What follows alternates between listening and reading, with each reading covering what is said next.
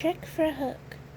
The weather in Neverland was the same as it always was, warm and breezy, perfect for her Wendy darling to practice her flying.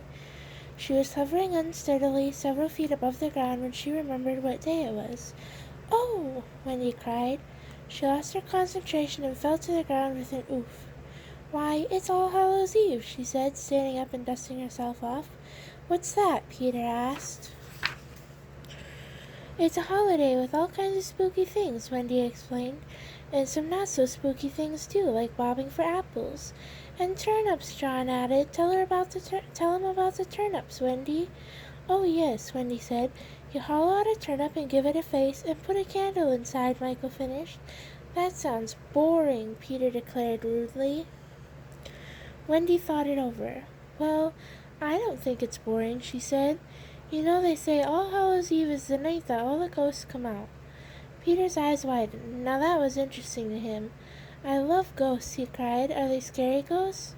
Wendy nodded gravely. "On All Hallows Eve," she said in a whisper, "the bats stay home, the owls hide in their trees, even the spiders are afraid to show their faces. That's how scary the ghosts are." Peter shivered. "That's spooky," he said. He examined his arm. "Look, I've got goosebumps." The children all piled into Peter's hideout as Wendy continued describing All Hallows Eve. "People play tricks on each other on All Hallows Eve," she said, "and tell spooky stories." "Like what?" asked Peter. "Well, there was a story Papa used to tell us about a haunted turnip," Wendy said. "It gave me nightmares." Peter looked thoughtful. In fact, he looked like he was hatching a brilliant scheme. "Tricks," he said, pacing back and forth. "Spooky stories. Nightmares." Then he flew straight up to the ceiling so fast he almost hit his head. "I've got it," Peter said. "We'll play an All Hallows Eve trick on Captain Hook." Peter dug around under the Lost Boys' hammocks. Finally he found what he was looking for, an old white sheet and a tattered pirate hat. "If there's one thing Captain Hook is afraid of," Peter said, "it's the crocodile who ate his hand. But there's one thing all pirates fear, the ghost of the old sea dog."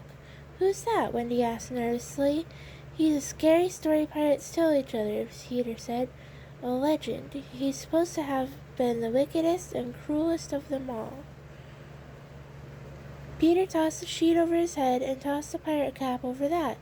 "We're going to make Captain Hook think the ghost of the old sea dog is haunting Neverland this All Hallows Eve," he said. "Ooh," Spooky said in a high spooky tone. "Shiver me timbers." Wendy shuddered. She knew Peter was under there, but it was still a bit scary. Peter, Tinker Bell, Wendy, and the boys snuck down to the beach as quietly as they could. Evening had fallen, and they stuck to the shadows as they went. When they reached the water, Tinker Bell sprinkled Wendy and the boys with pixie dust.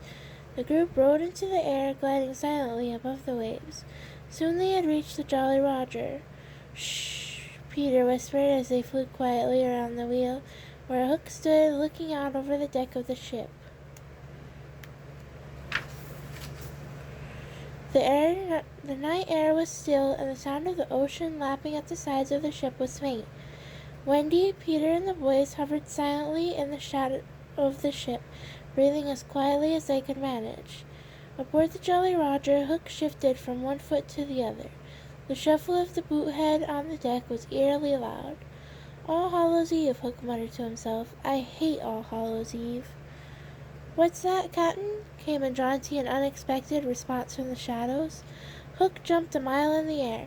"Smee!" he yelled. "Don't sneak up on me like that." "Sorry, Captain," Smee said. "I forgot how you hate All Hallows Eve." "It's bad enough having that crocodile skulking around," Hook whined. "And now I have to watch out for ghosts on top of it." Hidden from sight, Peter winked at Wendy.